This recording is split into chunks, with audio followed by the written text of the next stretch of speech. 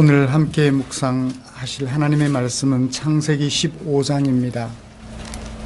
1절부터 마지막 21절까지 이후에 여호와의 말씀이 환상 중에 아브라함에게 임하여 이르시되 아브라함아 두려워하지 말라. 나는 내 방패요 너의 지극히 큰 상급이니라. 우리는 지난 몇 주간에 걸쳐서 창세기 12장에서 14장까지 말씀을 살펴보면서 하나님께서 아브라함을 복이 되게 하셨다는 사실을 살펴보았습니다. 그리고 아브라함이 하나님으로부터 받은 명령, 곧 다른 사람들로 하여금 복을 얻게 하라는 명령을 때로는 잘 수행하는가 하면 때로는 잘 수행하지 못하고 오히려 자기만 살려고 남을 위험에 빠뜨리는 그런 모습도 함께 살펴보았습니다. 대표적으로 아내 사레에게는 복을 얻게 하지 못하고 위험에 빠뜨리게 하였지요. 그리고 조카 롯과 소돔 왕에게는 복을 얻게 했습니다. 그렇지만 그들은 굴러온 복을 차버리고 그 복을 복으로 만들지 못한 것이 있었음을 우리는 살펴보았습니다. 사랑하는 성도 여러분, 오늘 우리가 어떤 존재인지를 분명하게 인식하고 있나요? 아브라함은 자신을 복이라고, 나는 복이 되었다라고 인식했을 때는 성공적으로 자신에게 맡겨진 사명을 잘 감당했지만 자신의 정체성, 복이 되었다는 사실을 인식하지 못했을 때는 아내로 하여금 위험에 빠지게 하는 그런 일도 서슴지 않을 수 있었습니다. 지킬 박사, 지킬과 하이드처럼 전혀 다른 양면의 모습을 동시에 보여줄 수 있는 것이 우리 그리스도인임을 아브라함을 통해서 살펴볼 수 있었습니다. 사랑하는 성도 여러분, 우리는 복된 존재가 되었습니다. 그리고 우리가 세상에서 감당해야 될 사명을 분명하게 인식하고 있나요? 나는 내가 복받기 위하여 살아가는 사람이 아니라 너를 복을 얻게 하는 사람으로 만들기 위하여 살아가는 사람, 너로 하여금 복받게 하는 사람임을 우리는 마음속에 새겨야 할 것입니다. 이런 생각을 한다면 요즘 미투 운동이 한참이지요. 약한 사람이 내가 이런 추행과 희롱과 폭력을 당했습니다 라고 말을 하면 권력을 가진 윗사람들이 어떻게 해야 될까요? 그런 일이 있었군요. 이런 일이 다시 있어서는 안 되겠지요. 대책을 세워나갈 수 있었을 것입니다. 그때는 좋은 게 좋은 거라고, 내가 누군지, 너로 하여금 복을 얻게 해야 되는 사람인지 몰랐기 때문에 덮고 넘어가자. 저도 만약에 이런 사실을 몰랐다면, 내가 누구인지, 어떤 사람인지, 무엇을 해야 되는 사람인지를 몰랐다면 그렇게 했을 것 같아요. 좋은 게 좋은 거니까 긁어 부스럼 만들 필요가 뭐가 있느냐, 그냥 덮고 넘어가자 해서 그 문제를 계속 키워나가는 사람 중에 한 사람이었을 것 같아요. 근데 이 사실을 알고부터는 그렇게 할 수가 없죠. 피해를 입은 그 사람 복을 얻도록 도와줘야 될 텐데 어떻게 하면 도와줄 수 있을까? 전혀 다른 생각과 다른 행동을 할 수 있겠죠. 이렇게 하나님의 백성으로서 우리의 정체성과 사명을 기억하면서 살아가고자 하는, 그래서 하나님의 백성으로 살아가고자 하는 우리를 위하여 하나님께서는 귀하고 귀한 성경 말씀을 남겨주셨습니다. 오늘은 그 중에 창세기 15장 1절부터 21절까지 말씀을 살펴보면서 그 안에 담아두신 하나님의 마음을 찾아보고 그 마음을 우리 마음 속에 옮겨 담아보려고 합니다. 하나님의 마음은 곧 누구의 마음? 내 마음이 되어야 하겠죠. 그래야 하나님 닮은 하나님의 백성이 될 테니까 말입니다. 우리가 함께 교독한 본문은 어떻게 구성이 되어 있는지 먼저 좀 정리를 하고 설교 방향을 여러분들에게 제시해 드리겠습니다. 오늘 우리가 함께 읽은 본문은 두 가지 사건을 기록하고 있어요. 1절부터 6절까지. 하나님께서 아브라함에게 나는 너의 방패요, 나는 너의 지극히 큰 상급이다 라고 말씀하셨을 때 뭘 믿을 수 있습니까? 라고, 뭘 근거로 믿을 수 있습니까? 라고 이의를 제기하죠. 거기에 대하여 최종적인 판단, 하나님께서 믿는 아브라함을 무엇으로 여기셨더라? 의로 여기셨더라 하고 사건이 종결됩니다. 7절부터 다시 한번 하나님과 아브라함 사이에 대화가 이루어지면서 사건이 전개가 됩니다. 하나님이 선언하셨습니다. 뭐라고 선언하시나요?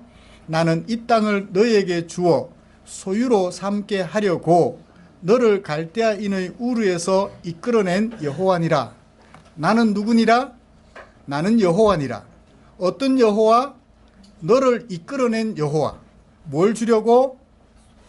이 땅을 너에게 주어 너의 소유로 삼게 하려고. 뭐뭐 하기 위하여 라는 부분은 가운데 묶어놓고요. 나는 너를 이끌어낸 여호와다 라고 선언해 주셨습니다. 아브라함이 그 사실을 인정할까요? 뭘 근거로 내가 그것을 믿을 수 있습니까? 라고 말을 할 때 하나님께서 아브라함에게 대응 전략을 수립해 주셨죠. 그리고 아브라함은 거기에 대하여 반응을 보였습니다. 그리고 사건은 종결됩니다.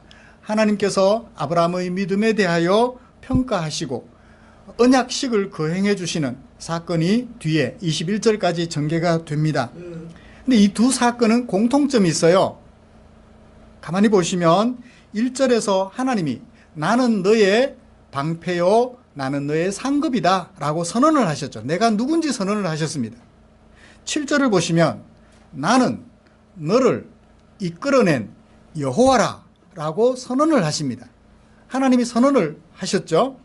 그 선언에 대하여 그 다음 두 사건이 공통점을 보이는 것이 아브라함의 반응이에요.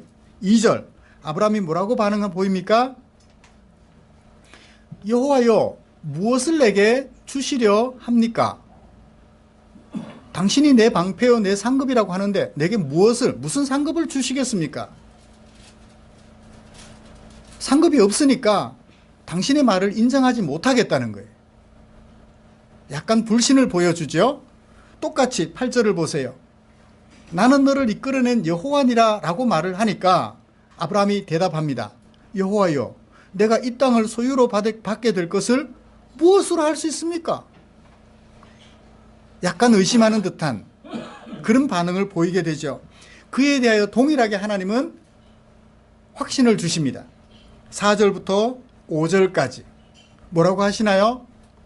여호와께서 말씀하시기를 너에게 상속자가 날 거야. 네 몸에서 상속자가 날 거야 라고 확신을 주시죠.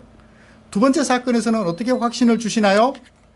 순양, 3년 된 소, 3년 된 암염소, 3년 된 순양, 산비둘기, 집비둘기 새끼를 가져오너라 라고 말씀하시면서 반신반의하는 아브라함에게 대응해 주십니다. 그 이후에 아브라함의 반응은 어떻게 되나요? 6절, 첫 번째 사건에서는 6절, 아브라함이 여호와를 믿었다. 두 번째 사건에서는 아브라함이 어떤 반응을 보이나요? 12절을 보세요. 해질 때에 아브라함에게 깊은 잠이 임하고 큰 흑암과 두려움이 그에게 임하였었다 라고 얘기를 하고 있습니다. 여기 잠에 빠졌고 큰 흑암과 두려움을 잠자면서 보았다라고 얘기를 해요. 잠에 빠졌다라고 얘기를 합니다. 이게 어떤 의미일까요? 잠에 빠졌다. 이따가 자세하게 설명해 드릴 텐데요. 여기서는 일단 하나님에 대하여 경외감을 가지게 되었다는 것입니다. 이따가 자세하게 설명을 드릴게요. 앞에는 아브라함이 어떤 반응을 보였나요? 하나님을 믿었더라. 뒤의 사건에서는 하나님이 아브라함이 하나님을 경외하게 되었더라. 그러자 하나님께서 사건을 종결짓습니다. 앞의 사건은 어떻게 종결짓나요? 그에게 의로 여기셨더라. 그를 의롭다라고 인정해 주셨더라 라고 얘기를 하고 있고, 뒤의 사건에서는 너는 죽지만 나는 너의 영원한 하나님이다 라고 언약을 재확인해 주시고, 그리고 영원한 하나님으로서 너와 내 자손에게 이 땅을 영원토록 주겠다 라고 약속하시며, 가운데 17절 언약식을 거행하십니다. 준비해 두셨던 언약의 제물을 앞에 놓고 언약식을 거행해 주심으로 하나님의 말씀이 거짓이 아님을 확인시켜 주셨죠. 의로 여기셨다라는 것과 대칭을 이루고 있는 것을 보게 됩니다.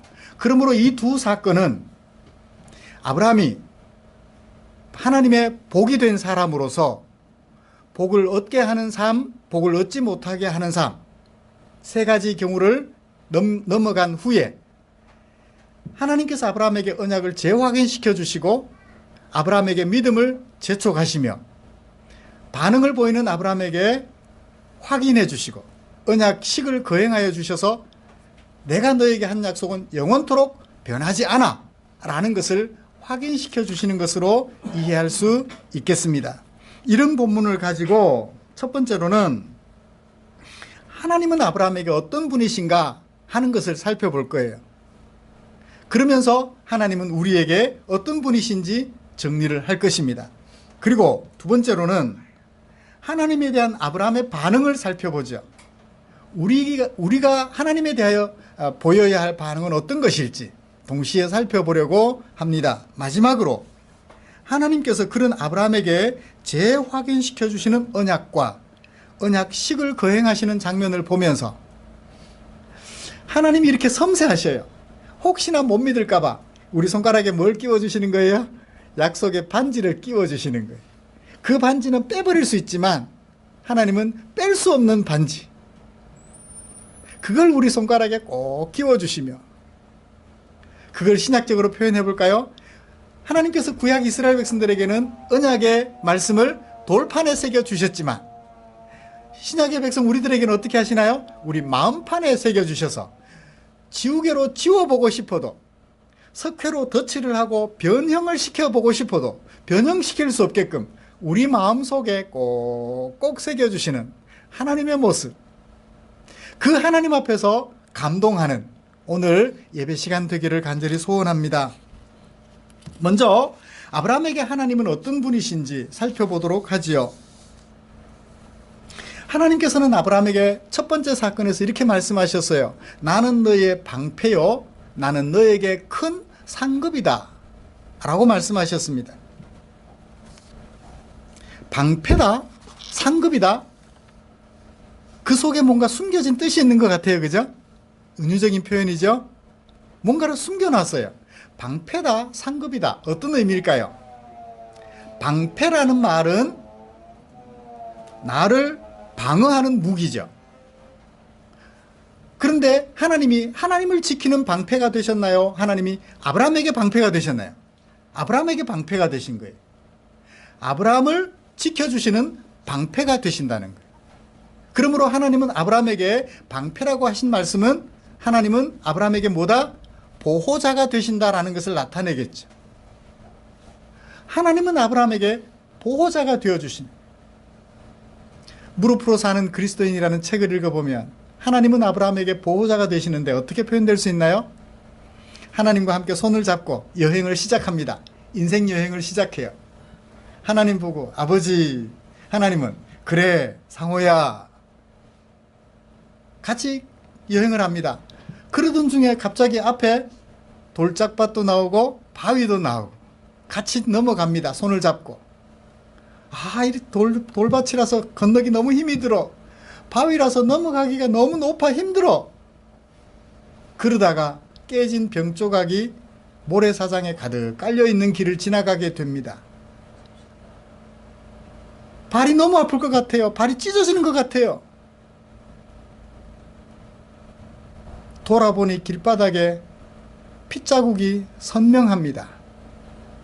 그리고 나 자신을 살펴보니 내가 그 길을 걸어가고 있는 줄 알았는데, 그래서 내가 피를 흘리고 있는 줄 알았는데 예수님께서 나를 업고 가고 계시는 중이었어요. 주님께서 피를 흘리시며 나를 업고 그 길을 지나가시는 거예요. 때로는 힘든 돌밭길을, 때로는 바위를 넘는 험한 길을, 때로는 건널 수 없어서 주님이 우리를 업어 건네시는 인생 여행을 우리는 하고 있는 것이지. 그때마다 예수님은 우리에게 뭐가 되어주신다? 보호자가 되어주신다. 결코 우리가 홀로 그 외로운 길을 걸어가도록 버려두지 않으시고 우리에게 보호자가 되어주신다는 거예요. 그걸 누구에게 말씀해 주셨어요? 아브라함에게 말씀해 주셨다는 거예요. 그리고 말씀하십니다. 나는 너에게 큰 상급이다.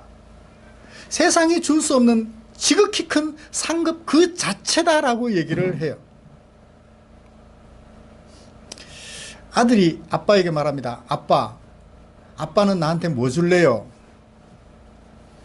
이웃집에 친구 아빠는 나에게 이런 것을 주셨어요. 아빠는 나에게 뭐 줄래요? 친구 아빠가 주신 것보다 내 아빠가 주신 게 조금 작아요. 그러면 어떻게 해요? 아빠 아닌가 봐. 친구 아빠인데도 나에게 이런 걸 주시는데 아빠가 어떻게 요거밖에 안 줘? 아들이에요? 아들 아니에요? 그래도 아들은 아들이죠? 어쩔 수 없어요, 그건. 지극히 큰 상급이라는 얘기는 많은 것을 준다, 큰 것을 준다, 귀한 것을 준다, 그게 아니에요. 상급이라는 말은 뭐죠? 그냥 아버지라는 거예요. 이해가 되시나요? 이웃집 아저씨가 아무리 크고 위대한 놀라운 것을 우리에게 줄지라도 그는 아저씨일 뿐이에요. 상급의 종류나 내용을 가지고 상급이라고 말하지 않는다는 거예요. 금메달도 상이지만 동메달도 상이에요. 상의 종류나 크기를 가지고 상급이라고 말하지 않고 그분이 나의 아버지이기 때문에 아버지 그 자체로 상급이라는 거예요. 우리 하나님은 이런 분이세요. 이 우주 만물을 지으신 분으로서, 그리고 그 우주 만물을 지으시고 나서 그곳에 우리를 초청하셔서 사람으로 태어나게 하시고 그 모든 것들을 누리며 살아가게 하시는 하나님이세요. 그러므로 하나님이 주실 것과 다른 어떤 존재가 우리에게 줄 것은 비교할 수 없을 정도로 크십니다. 왜? 이 세상 모든 것들은 하나님의 것이기 때문이. 그러므로 세상이 주는 것과 비교할 수는 없지만 굳이 비교한다면 무엇을 주는 그것 때문에 상급이 아니라 그것을 가지고 계시는 하나님이시기 때문에 우리에게 상급이라는 거예요. 그가 내 아버지라는 것이기 때문에 상급이 된다는 것이죠. 나중에 하나님이 아브라함을 의심을 하게 되는데 그 이유가 상급의 종류를 따지다 보니까 자신에게 뭐가 없어요? 꼭 필요한 자식이 없는 거예요. 그래서 상급이라고 하는 하나님을 의심하게 돼요. 자식이 없는데 하나님이 무슨 상급이에요? 내가 지금 이렇게 가난에 찌들어져 있는데, 내가 지금 이런 큰 사고를 당하여 고통 속에 있는데 하나님의 상급은 무슨 상급이에요?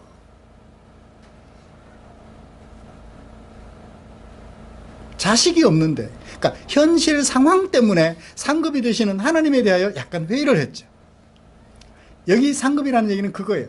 현실과 상관없이 우주 만물을 지으신 하나님, 그 당신이 누구기 때문에 나의 아버지이기 때문에 내 상급 그 자체라는 거예요. 그 다음 하나님은 또 아브라함에게 어떤 분이신가요? 7절, 나는 너를 이끌어낸 여호와다. 나는 너를 이끌어낸 여호와다. 지금까지는 어디 살았는데? 갈대아 우르에 살았는데, 누구와 함께? 본토 친척 아비집과 함께 살았는데, 이제는 이끌어내신 누구와 함께? 하나님과 함께 살아가는 하나님의 백성이라는 거예요.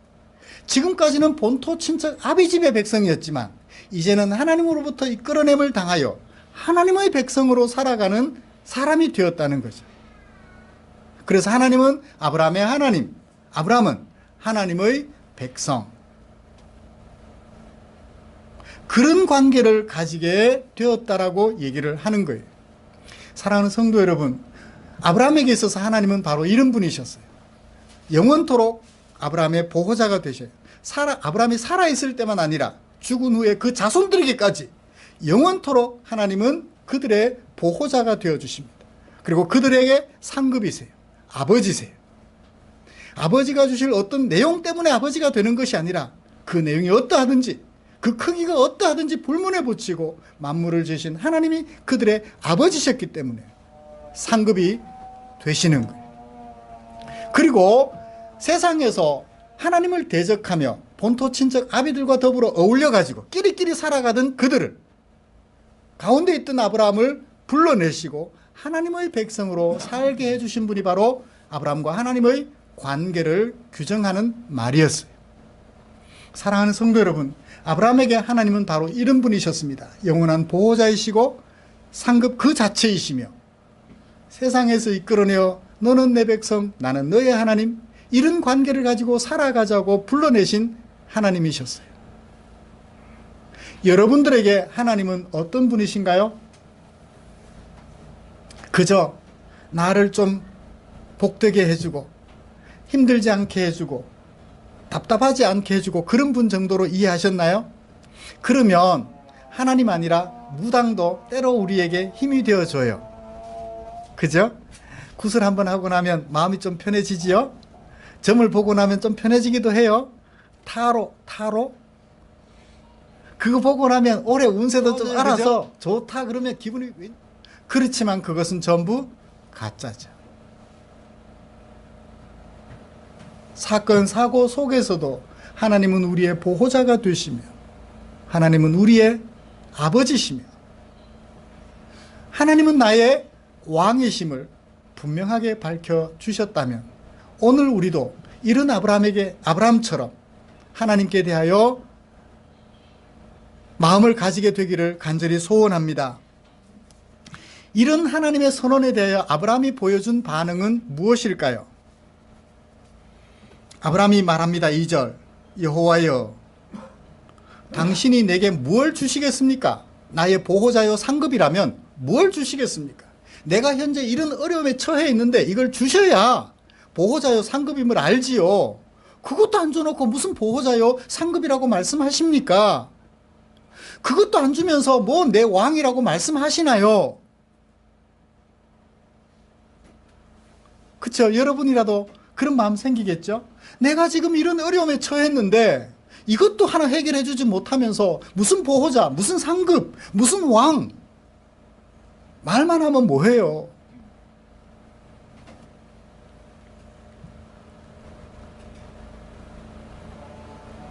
그래서 뭐라고 말합니까? 저항합니다.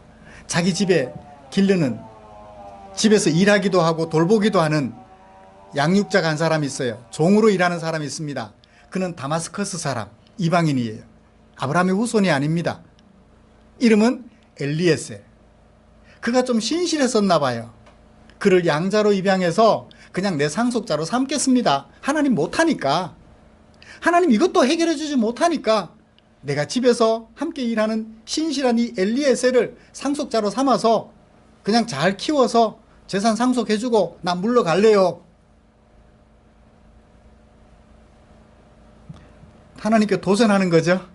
어려운 형편 속에 자식이 없는 아브라함에게서 최고의 난관은 자식이 없는 거였어요.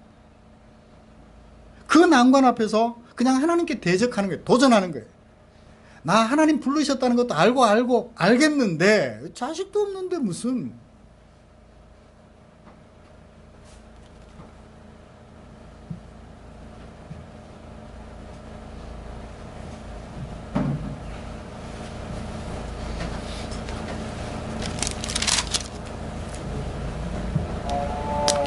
아브라함이 말합니다. 그 땅 줄게.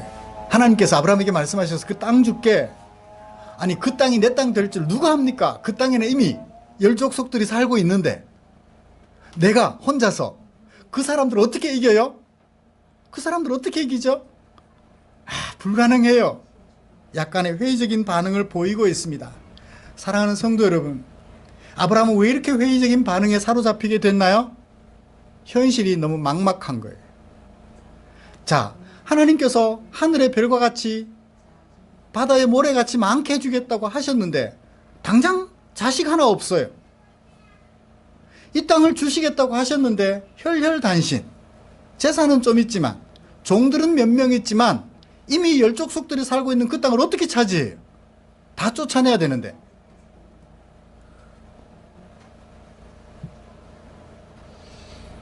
자신이 처한 현실과 형편 때문에 나는 너의 방패요 상급이며 나는 너의 왕이라고 말씀하시는 하나님을 신뢰하지 못하게 된 거예요. 이것도 하나 해결 안 되는데 나보고 하나님이 보호자라는 사실을 믿으라고요? 하나님이 내 큰 상급이라는 사실을 믿으라고요? 하나님이 내 왕이라는 사실을 믿으라고요? 회의했던 거예요. 현실 때문에. 막막한 현실 때문에 하나님을 보지 못하게 되었던 것입니다. 사랑하는 성도 여러분, 오늘 우리는 어떠합니까? 여러분들의 현실이 하나님을 바라보는데 그냥 편안한 상황인가요? 힘들고 어려운 상황인가요? 아까도 말했죠. 항상 모래사장에 겨울에 모래사장 찬바람 맞으며 걷는 그 걸음 가볍고 괜찮죠? 그런데 파도가 몰아쳐서 내 발을 적실 것 같으면 화들짝 놀랍니다. 거기다가 비라도 쏟아지면 그곳이 싫어지기도 해요. 한껏 기분을 들뜨게 했던 그 모래사장이 싫어지기도 해요. 그런 현실이 여러분들을 두렵게 하고 바다를 싫어하게 할지라도, 하나님을 싫어하게 할지라도, 그럼에도 불구하고 하나님을 바라볼 수 있나요? 아브라함은 하나님을 바라보는데 반신반의했다면 여러분들은 온신 온의 하시게 되기를 간절히 소원합니다. 자, 이런 아브라함에게 하나님은 어떻게 하셨나요? 확인 과정을 거쳐서 아브라함에게 믿음을 불러일으켜 주십니다. 어떻게 하시나요?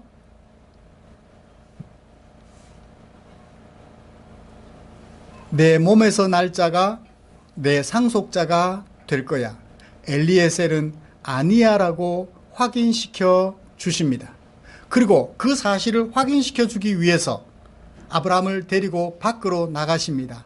자연을 비유로 들어 보여주셨죠. 하늘의 별을 봐라. 얼마나 많니? 숫자를 셀 수 있니 없니? 하늘에 셀 수 없는 별처럼 너의 자손을 많게 해주마 라고 분명하게 말씀해 주셨습니다. 그래서 어떻게 하시나요? 아브라함이 믿을 수 있도록 동기를 부여해 주셨지요. 두 번째 사건에서는 어떻게 하셨나요? 언약식을 거행할 형상을 보여주십니다. 하나님께서 뭘 준비하라고 하셨나요? 나를 위하여 3년 된 암소, 3년 된 암염소, 순양, 산비둘기, 집비둘기 새끼를 가져오라. 아브라함은 그것을 준비하라고 하실 때, 하나님께서 준비하라고 하실 때 그것이 무엇을 의미하는지 알았습니다. 우리는 모르지만 그건 뭘까요? 뭐 하는 데 쓰이는 것일까요? 쌍방간, 어떤 계약을 맺을 때 사용되는 비품들이에요. 요즘 같으면 뭔가요? 계약서죠. 그리고 인감증명이죠. 그걸 통해서 쌍방간 계약을 확인합니다. 근데 옛날에는 어떻게 했느냐 하면 이스라엘 백성들 사이에서는 3년 된 암소, 3년 된 암염소, 3년 된 순양, 산비둘기, 집비둘기 새끼를 준비한 다음 새들은 빼고 암염소, 암소, 순양을 반을 가른 다음 그 반을 가른 틈 사이로 계약을 맺는 쌍방이 함께 지나가요. 쌍방이 지나가면서 어떤 의미를 부여하는가 하면 너나 나나 계약을 어기면 쪼개진 이 짐승처럼 어떻게 된다? 쪼개진다. 책임과 의무를, 계약 이행에 대한 책임과 의무를 확인시켜주는 상징적 행위였던 거예요. 엄청난 행위죠. 그 행위를 하실 것을 아브라함이 알아챈 거예요. 그래서 어떻게 했나요? 준비를 했어요. 확인시켜 주셨습니다. 그럴 때 아브라함이 어떻게 했나요? 첫 번째 사건에서는 하나님을 믿었다고 그랬어요. 밖에 나가서 하늘의 별을 보여주며 셀 수 없는 별만큼 너의 자손을 많게 해주시겠다고 하셨을 때 그 하나님을 믿었어요. 암염소, 암소, 순양을 준비하고 쪼개고 그 사이로 지나간자 하실 때 하나님께서 이 약속을 분명하게 이행해 주실 것을 확인할 수 있었습니다. 그래서 아브라함은 어떤 반응을 보이게 됐나요? 하나님의 은혜로 믿을 수 있었어요. 그리고 어떻게 할 수 있었나요? 깊은 잠에 빠졌고 큰 흑암과 두려움을 느끼게 되었다고 합니다. 잠 속에서 큰 흑암과 두려움을 경험하게 되었죠. 여기 흑암과 두려움이란 어떤 것일까요? 흑암은 그리고 두려움은 대조되는 거예요. 비교되는 것이 아니라 반대되는 대조적인 의미를 가지고 있습니다. 흑암이란 어떤 것이냐면 성경에 나타나는 용례를 살펴볼 때 시편 139편 12절, 이사야 8장 22절, 50장 10절 등에 살펴보면 하나님이 없는 상황, 어둡고 캄캄한 인생길, 그죠? 복음송에서도 그런 시적 의미를 가진, 은유적 의미를 가진 용어를, 흑암이라는 용어를 사용하여서 하나님이 없는, 하나님을 대적하는 상황을 상징적으로 나타내 보여줍니다. 반대로 두려움은요, 이 두려움이라는 명사는 출애굽기 23장 27절, 욥기 9장 34절, 욥기 내에는 여러 번, 여기서 다른 말로도 번역이 되는데 하나님께서 말씀하시면서 내 위엄이라고 말로 번역되기도 해요. 두려움이라는 단어가 하나님의 위엄. 그러니까 흑암은 하나님의 위엄이 뭉개지는 상황, 그 다음에 두려움은 하나님의 위엄이 드러나는 상황임을 알게 되죠. 그래서 이 두 단어는 대조가 된다, 반대가 되는 의미를 가져요. 그래서 깊은 잠 속에서 아브라함은 뭘 느꼈어요? 하나님을 대적하는, 안타까운, 하나님을 의심하는 자신의 상황과 하나님에 대한 신뢰가 교차하는 이 상황을 동시에 경험하게 된 거죠.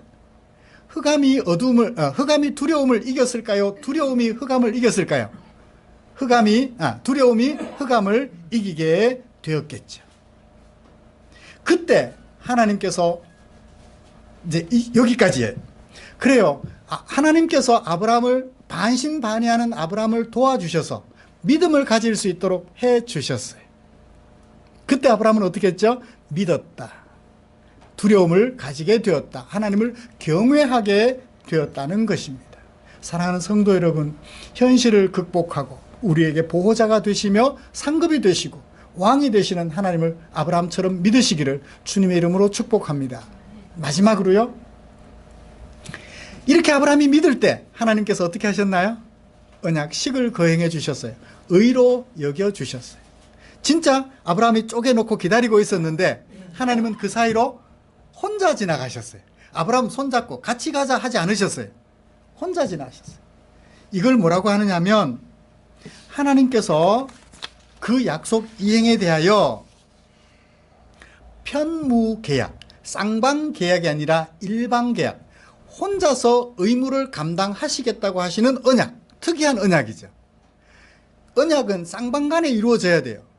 네가 언약을 지키지 못하면 나도 지키지 못해. 네가 언약을 지키면 나도 지킬 거야. 쌍방간인데 이 하나님의 언약은 일방적이었어요. 편무계약이라고 말을 하기도 해요. 한편, 편자, 한편만 의무를 감당하는 계약이라는 것입니다. 아브라함이 하나님에게 신실하든지 신실하지 못하든지 하나님은 아브라함에게 어떻게 하신다? 신실하시다 하는 이 언약을 보여주셨던 것입니다. 그리고 그 언약, 땅을 언제까지? 너는 물론 내 자손에게까지 영원토록 지켜주겠다. 하나님의 언약은 영원하다. 사람은 죽고 없어지지만 하나님은 영원하시다 하는 것을 아브라함에게 확인시켜 주셨습니다. 그래요, 우리는 다시 부활하게 될 거예요. 그래서 영원하신 하나님과 더불어 영원토록 살게 될 것입니다. 남은 세월, 어려움 중에도 현실적으로 답답하고 안타까운 상황 속에서도 신실하신 이 하나님, 후회함이 없이 편무, 일편단심, 우리를 향하여 짝사랑하시며 그 사랑에 대하여 책임을 다해 주시는 이 하나님과 함께 손에 손을 잡고 어려우면 어려울수록, 힘들면 힘들수록 하나님과 함께 어려움의 강을 잘 건너가는, 어려운 바위를 잘 넘어가는, 유리조각 바다를 잘 건너가는 저와 여러분들 되시기를 주님의 이름으로 축복합니다. 복된 역할을 잘 감당했을 때 하나님은 중간에 스탑하시고 이런 언약식을 거행하여 주심으로 또 확인시켜 주셨습니다. 이 하나님을 신뢰하며 우리의 남은 생에 멋있게 살아가시기를 바랍니다. 기도하겠습니다.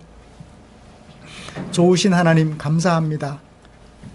아브라함을 불러내시고 죽을 즈음에 내가 너의 하나님이라 말씀하지 않으시고 시작한 지 얼마 되지 않았는데 아브라함을 찾으시고 언약식을 거행해 주시며 그 마음속에 믿음을 불러일으켜 주셨던 하나님, 이 즈음에서 우리 성도들의 마음속에 믿음을 불러일으켜 주시옵소서. 나는 너의 보호자요, 나는 너의 상급이며 나는 너의 왕이라는 사실을 현장 속에서 확인시켜 주시옵소서. 이런 하나님을 신뢰하여 일평생 하나님을 거역하지 아니하고 너로 하여금 복을 얻게 하는, 지금은 비록 나를 힘들게 하지만 그런 너를 영원토록 복되게 해주려는 하나님 닮은 아름다운 성도들이 될 수 있도록 은혜 내려 주시옵소서. 우리를 사랑해 주신 주께 감사드리며 예수님의 이름으로 기도드립니다. 아멘.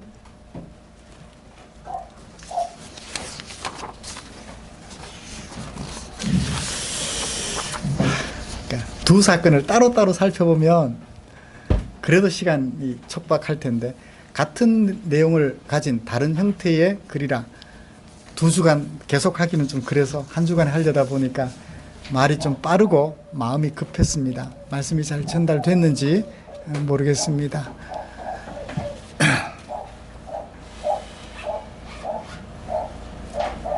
앞집에 계시는 분이 여기 문덕에 있는 어느 교회 집사님이신 줄 알고 있는데 주일날 공사를 해서 힘들게 하네요. 지금 집에 안 계시는 것 같아. 그러니까 이렇게 하는 소리 낸 줄 모르고 하신 것 같습니다.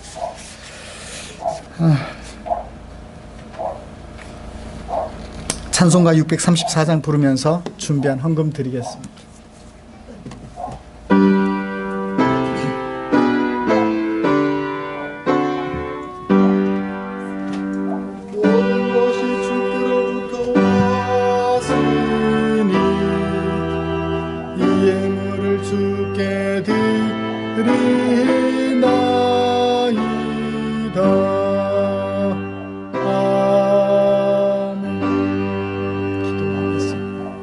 좋으신 하나님 감사합니다. 하나님의 약속을 받았지만 안타까웠을, 현실 때문에 안타까웠을 아브라함, 마찬가지로 우리 성도들도 하나님을 보호자요 상급으로 인정하지만, 믿지만 현실이 너무 힘들어서 안타까워하는 그 마음 동일할 줄 압니다. 아브라함의 마음 성도님들의 마음일진데, 우리 성도님들 아브라함에게 믿음을 주셨듯이, 확신을 주셨듯이 성도들에게 확신 주시고, 우리 성도들 끝끝내 변함없이 하나님의 손을 잡고 인생 여행을 잘 감당해가는 아름다운 우리 성도들 되게 하시는 하나님이심을 믿습니다.